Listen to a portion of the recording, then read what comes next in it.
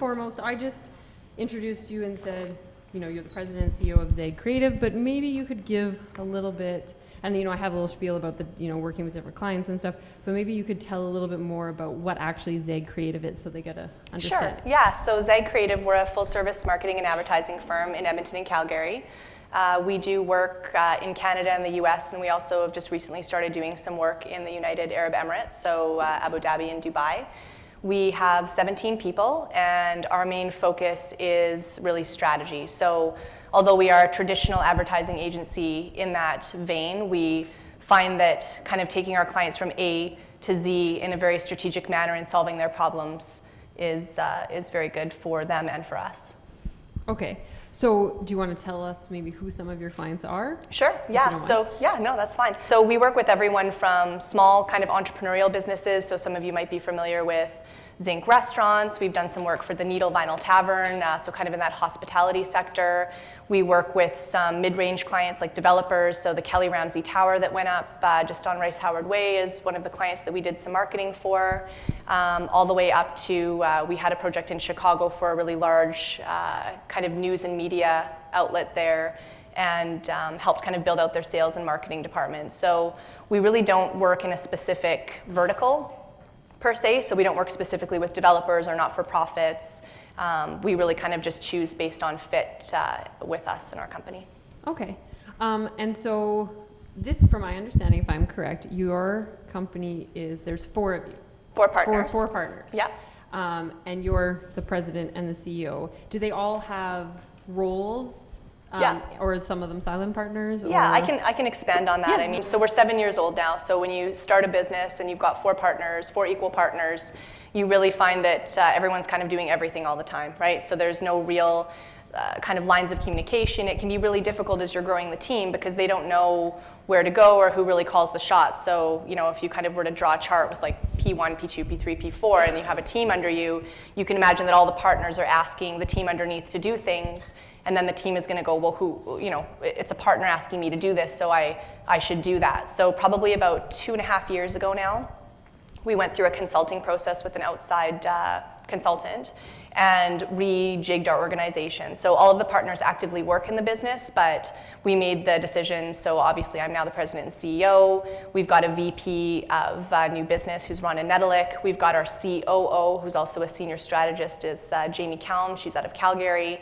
And then Trina Dennis became our VP of Creative Services. So in order to grow and scale up, you really have to start to put structure in place, or it just kind of creates chaos for everybody, and they're not sure, like again, where to report. And our goal is to grow our business, and I mean not to grow it just to grow it, but to grow it to create more opportunity and do different things. And if you don't put those things in place, you will just have a chaotic environment. So we wanted to really set ourselves up for success. Okay, good. And that kind of leads, like, if you can say, this actually happens in the real world. So in your little businesses, this is what you guys should do too. Think about how we can actually make sure that we have some sort of structure there.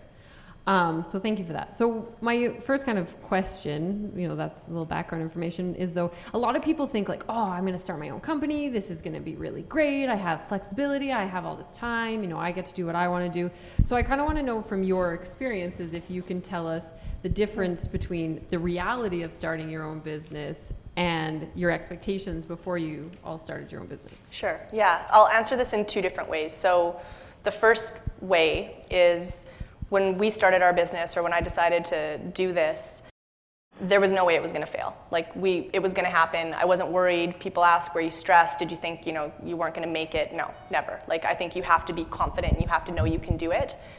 On the flip side of that, I don't want to discourage anybody, but it's a lot of work. I work a lot more now than I did before, like times 100%. I've always been a hard worker, but when you own a business, you're doing everything and it's your baby, so you have to make sure that you're keeping your baby alive, you're feeding it, you're nurturing it, you're doing all those different types of things. So it's a lot of work, it's a lot of stress. It's, I speak with a lot of entrepreneurs, and I think that even when business is good, you lose sleep at night because you're always thinking, what's next, what if? Because if you're not, I don't think you're a good business owner. To be quite frank, I think you have to always be thinking ahead, so there's a constant stress there, and especially when you grow and have more people, you're feeding those mouths all the time. It really is, the flexibility, sure, I have lots of flexibility. I don't really use it because I'm working all the time. So there's kind of an irony to that. It's like I have a lot of spare time, but I spend that working. So I think it just really depends on the amount of time and energy you're looking to put into a business. Okay. And so what did you do before you started your, like, what did you do 7 years ago? Yeah. And why did you say, okay, we should do this, I need to do this? Yeah, well, so I come from a long history of marketing and advertising in general, so I actually went to NAIT, don't hate me, I'm here at MacEwan, so I was a NAIT student back in the day, and then I actually ended up going to the University of Lethbridge to finish my degree because they didn't have their BBA program back then, and MacEwan didn't have really a very good business program at the time when I was in school. So I got my education. I started working for a small advertising agency in St. Albert that was then acquired by a printing company, so somehow inadvertently ended up selling business cards and letterhead and brochures to people, which was good because it was a good experience on the sales side, but it wasn't really where my passion was. So after that, went to work for another small design house in the city, probably for about a year, and then got picked up by an agency in Edmonton where I worked for 5.5 years. So I started out as an account coordinator, and when I left 5.5 years later, I was the director of client services. So kind of worked my way up there, saw how a business operated. Like anything in life, whether it's business or school or your personal life, you take the good and the bad from all of the things that you learn, and you try to create something better. So Zag wasn't necessarily something that I really set out. It wasn't that I ever, to be really honest, before it happened, thought I'm going to own my own business one day, ever. I was always a really hard worker. I always worked for any company that I was with like it was my own company. But at the time, I was actually looking at moving to Vancouver, Toronto. I started applying for jobs in other markets because, frankly, Edmonton before where it is now, and a lot of the things that we've seen with Ice District and the revitalization of downtown, there wasn't really a lot here for me as a young person. So I was kind of ready to, I'm born and raised here, so I kind of just thought it's time to go. And then, just kind of ended up having some conversations with people, and we decided to start Zag. So it wasn't really anything that was pre-planned. I wish I could say, from the day I was born, I wanted to be an entrepreneur and I was always going to own an advertising agency, but it's just something I kind of fell into, to be honest. Was there ever a point where the four of you were just like, this is not going to work? Honestly, no. Like, I can say that I've got great partners, and we've got a great team. I mean, I love every one of the people that works in our company, and I think that because we've always worked really hard, we've been very fortunate to not have a lot of ups and downs. I mean, I wish I could say that, it's been tumultuous, and there were times when we almost closed our doors because we couldn't do it, but we run a very fiscally responsible business. We invest back into the business. We don't take a lot of money out of the business, so as an owner, you can choose to do two things. You can choose to make money and take it out of the business and buy yourself, lake houses and Ferraris, or you can choose to reinvest in your people and your business and your space. We've just bought some office space on 104th Street, so that was reinvesting back into the business so that we had a great place that was stable for us and close to transit and on a kind of a hip street, that type of thing. So no, there really hasn't been, to be honest. I mean, I'm not going to lie. There's times when there's four partners, we don't always get along all the time, but after 7 years, I can say we're all still like completely on talking terms, and we've had very few bicker. So can you say what one of your attributes or one of the reasons why you do think you're successful with the four of you and you're still on talking terms? Is there, do you have a communication style, or do you have... Yeah, I think we just really respect each other. I mean, there's a part of it where we do bring in outside consultants from time to time because it is important to do that. So just 7 months ago or so, we actually did a 2-day course with a communication conflict resolution expert, just as a partnership group to say, sometimes we have to have tough conversations, and how do we do that in a respectful manner, and how do we make sure that we're sticking together as a group. So we're really always reinvesting in kind of those types of things, and I think because we're all very different, we have very different skill sets. So Rhonda's really great at new business and understanding the business side of things, and then I've got my kind of operational and client services background and kind of the business growth, I suppose.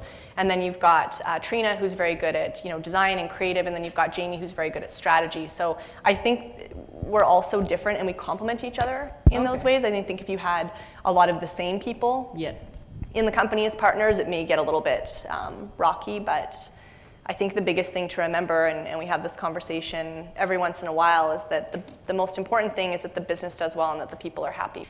We could hire someone to come be a CEO, we could hire someone to be the VP of Creative Services, and that's okay, because if there's a better CEO than me, let's hire them, because what matters is the business, right? So you don't have to work in your business to own your business, and I think that keeping that mentality is just important, right? Because it's owner operated versus, you know, owning a business and just making sure from a board of directors standpoint that it's being managed properly. Okay, well, that's really good advice.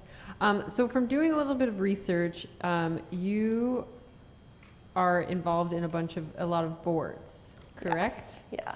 How many boards do you see? Boards specifically 3. And then boards. some committees, yeah. Just some committees and other organizations, but 3 specific boards that I sit on. And what are those specific boards? So the Edmonton Chamber of Commerce, Yeah. I've been on that board for 5 years. I'm the chair of the Downtown Business Association, and I'm the vice president of the Make-A-Wish Foundation. So my question for you then is why did you decide to get involved? And you don't just have to talk about those 3, you can talk about the other ones that you're on committees as well. But being a board member, from my understanding, you have a lot more input in what's happening. So why did you choose to get involved with these organizations? It kind of goes back to the story I was telling before about when I was looking to leave Edmonton. So there were a lot of people that were complaining about, you know, it not being a vibrant city and, you know, the downtown being not a great place. And so I used to be one of those people, admittedly, I would complain, and that's why I was like, I'm just going to move to Vancouver, Toronto, and go somewhere that has more things for me. So when I decided to stay and when we started Zag, I joined the Downtown Business Association because, to me, I actually started by chairing their marketing committee and then went on the board after that. But it was getting involved and making a difference, because I just don't think people should complain about something if they're not willing to fix it. So I got involved in that so I could affect change with the downtown. I got involved with the Chamber of Commerce for a lot of the same reasons, right? Business in Edmonton, making sure that small business has a voice. So we basically have small business, medium business, and large business representation on that board. So making sure that there was representation for small business.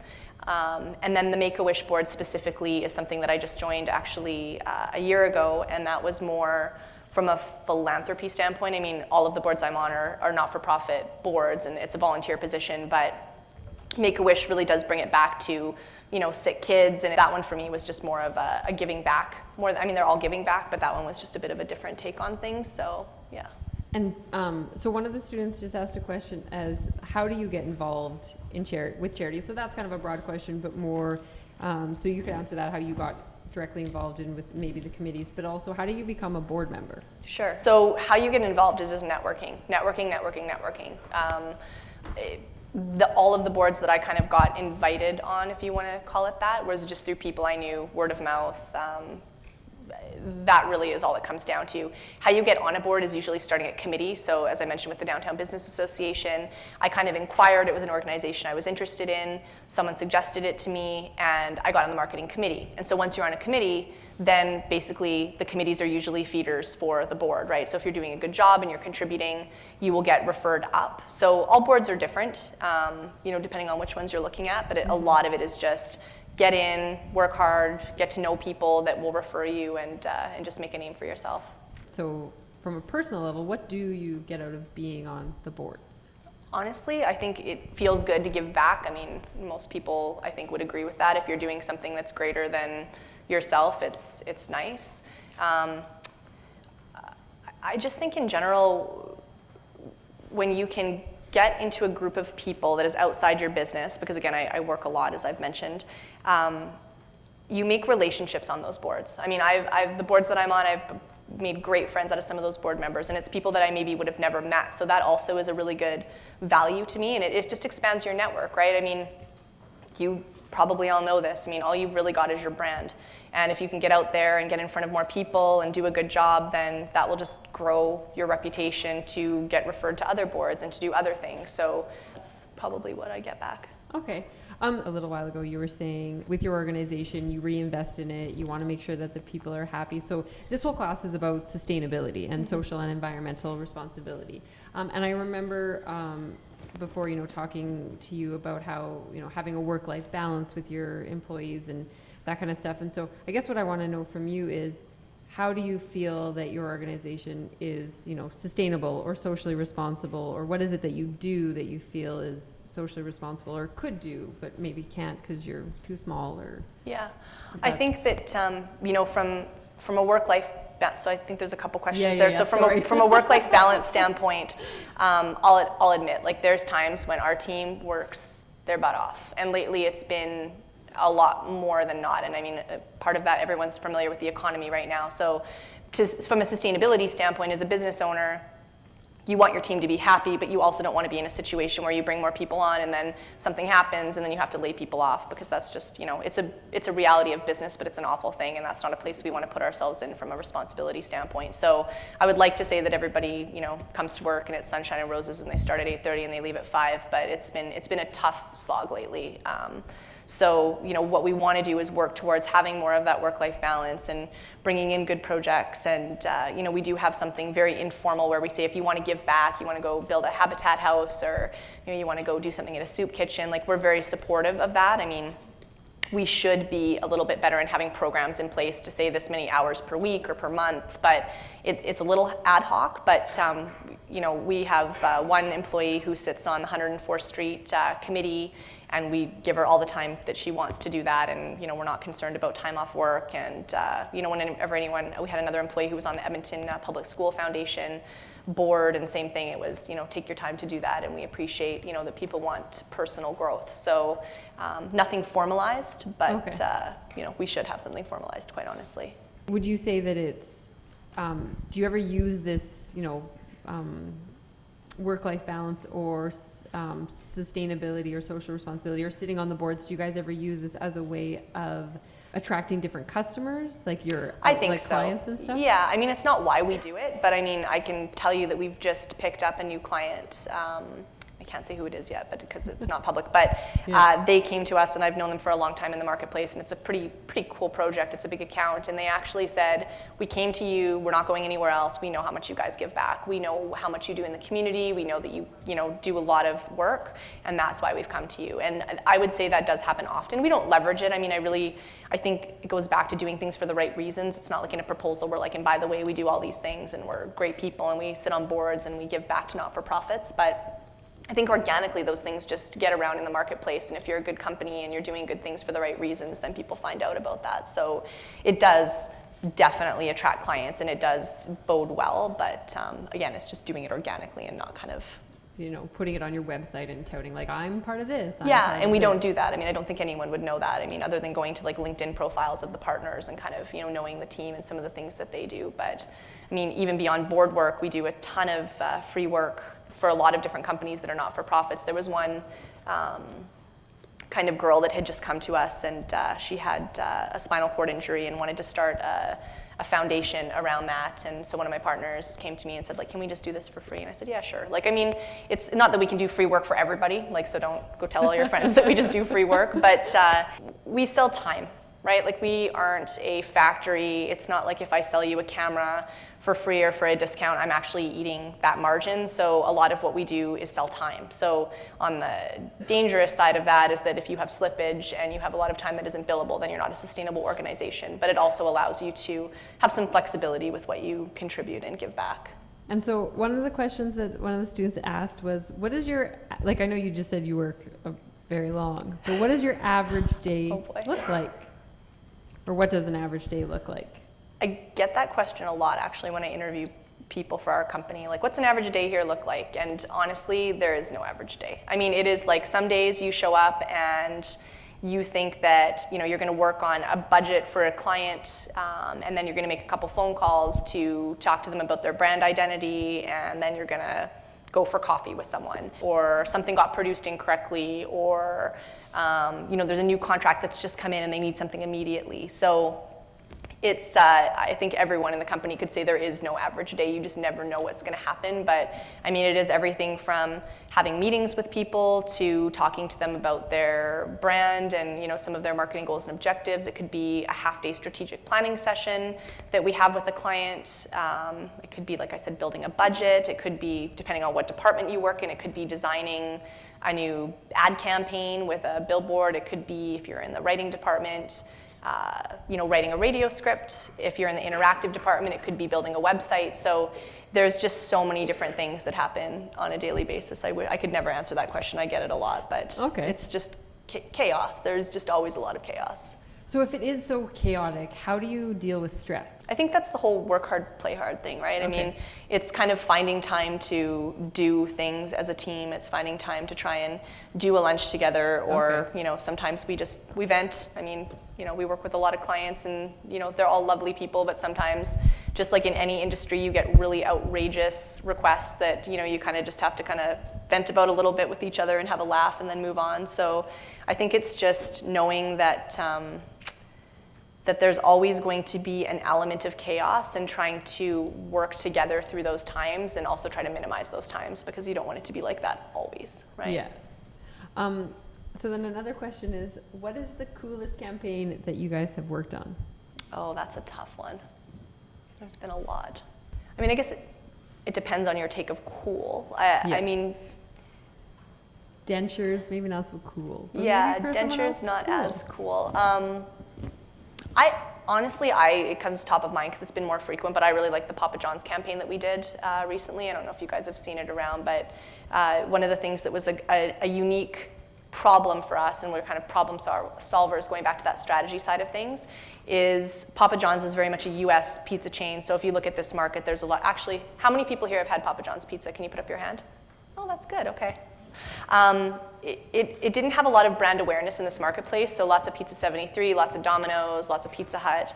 So we had to really find a way to differentiate who they were. And when we started doing some of the strategy and the digging with them, we realized, and I had no idea about this until we started working with them, that they use no MSGs, no trans fats, no fillers, reverse osmosis water, no bleach in the flour. So they're actually a really healthy pizza brand. And I never understood that through any of their marketing. So it gave us the ability to kind of rebrand, might be the wrong word, but reposition them in the marketplace in a way that it was, you can't be Pizza 73 because you don't have the 2-for-1, and they're really good pizza, but you don't always feel super good after you eat a bunch of it, right? And Pizza Hut is traditionally stuffed crust. I think they had a hot dog in the crust recently. It's not a healthy pizza. So we kind of carved out a different position for them and launched a campaign in Edmonton and Calgary. It's kind of like the not campaign. So the things that we're not. So basically saying everything, we're not saying that anyone else is, but by saying we're not, we kind of are saying everyone else is. So it was just a way to kind of reposition them, and it's actually increased their sales. They're doing really well, and so I think that's cool because it's a cool brand and it's pizza, and I can say everyone in our office eats a lot more pizza now, just because it's always around and we're looking at pictures of it. And it was a problem to be solved that created results, and I think that that's what really gets us excited. Well, that's good. And so are you only doing for them in Alberta, or are they only in Alberta? So there's two sides of what we do with them. So we have the largest franchisee group in Canada. So there's different dealer operators. So there's a BC dealer operator, there's an Alberta, Manitoba, Saskatchewan dealer operator, and then there's some independents in the east. So for our mass campaign, we work specifically with Alberta right now, but we actually also handle the national social media and ad buying. So if you go to papajohns.com, but if you go to Twitter, Facebook, Instagram, that's our team in our office, actually, Matt and Justin. Things. So if you tweet at them right now and make their lives miserable, and they'll be busy for the rest of the day responding. Say, hey Matt, what kind of pizza did you eat today? Oh, okay. And so, just I guess to go with that, so did they give you a mandate that says, okay, this is how we want you to respond to our Twitter, Instagram, or is it just kind of you say, this is how we're gonna? So we set up strategies for clients. So basically what we say is we'll come in, we'll look at your brand, and we'll create an entire strategy for you to say, this is what we think your voice should be, this is what we think you should be saying, these are the platforms we think you should be on, because it's not always maybe it's just Snapchat, or maybe it's just Instagram, or maybe it's a couple of those. So we kind of come in with a strategy to say, this is how we think it should work. And then all clients are different. So we're actually just doing the social media right now for the Canadian Business Council Abu Dhabi. And so for them, they've got a board of directors. So for the first couple months, we're running all of that content past them before we do it, just to make sure that we understand each other. And then once they're comfortable with us, then we'll just do it moving forward. And some clients, once they see the strategy, they go, we trust you. And I actually really, I mean, I respect everyone in our company, but I think that one of the most difficult jobs must be the interactive team, because there's a huge amount of disaster that could happen if you tweet the wrong thing or respond to something incorrectly, especially with a pizza brand, right? Because we get a lot of people that complain, right? Like, because that's ultimately what happens on social media for those types of clients. And so to deal with those properly, escalate them properly to the right people in the organization it's a tough job. My last question then is, I just want you to, well, actually one of the students asked, what was the hardest part about starting a business? And then I have one question to ask. So to go back to what I said, I mean, I never thought it was hard. Because I just knew that it was going to work. I would say that in the early days it was interesting because we had a lot of office space, and we were on 107th Street at the time, actually, like right across the street. So 107th, and where Gene Dub's building that new building, the big tall glass one, so our office was like right next to that. So we were there, and I remember in the early days, I mean, I would say like for the first couple weeks, like we had a couch and I'd just sleep. I'm not gonna lie. Like, cause there was, like once you kind of got out in the marketplace and you were telling people who you were, which was difficult because we didn't have a portfolio. We all had what we did in our past life, but you can't go out and really use that to build your business because it's not that business. So you're kind of just going out and saying, we're really great, I promise, like please work with us because we have experience, but we can't really tell you that that's this experience. So it was hard in the beginning that way. But yeah, there were days when I'd get to work and it would just be like, well, I've done kind of all I have to do today, and I'll just kind of have a little nap on the couch until something happens. But we were lucky early on. We picked up a couple accounts, again, based on relationships more than anything. Zinc Restaurant was one of our first accounts. Synergy Construction was one of our first accounts. Once we kind of got rolling with them, it was just word of mouth. I mean, I would say we've built 90% of our business at least just on referrals and word of mouth. So it's not an actual marketing strategy. In fact, we just had a culture exercise we did yesterday morning, and one of the things that came up is how do you market yourselves? And a couple of the team, they were like, well, we don't market, which was funny because I'm like, actually, we market all the time. Because when we're out networking and when we're out talking to people, that's where our business comes in. I mean, you don't see many advertising agencies that put up billboards for themselves, and there's a reason for that. So it was just kind of an interesting take on what people think marketing means in different sectors. Okay. I'd like to ask, do you have any advice for students? Do you have anything that's like, this is what I did and this is what was great, or something that from when you were your 18-year-old self and oh boy, that you might change or not change, or worked well? Or I think that if I went back to my 18-year-old self, or even just my high school self, to be really honest, like I was a total nerd. Like I used to get beat up, like I didn't have a lot of friends. I was not a super cool person back in the day. And so if I look back on that now and I look at what I've kind of achieved, and some of those things, I mean, I think it just goes back to what I said, like just, you can do whatever you want to do. You just have to have the confidence to do it and go do it, right? So that would be my advice. And so that's when I started off by saying it's a double-edged sword of, do whatever you want to do and you can do it. But on the flip side, it's not easy to own a business. So I don't want to misrepresent to say like, yeah, it's no problem, just go out, start a business tomorrow. But I think that if you have the right attitude and you have the work ethic, because a big part of it is work ethic, and not being afraid of failing, then I think that you can do whatever you want to do. Okay, well, thank you very much for coming in. If you want to ask Alyson some questions, you guys can, because we have about 10 minutes left of class. But everybody, thank you very much.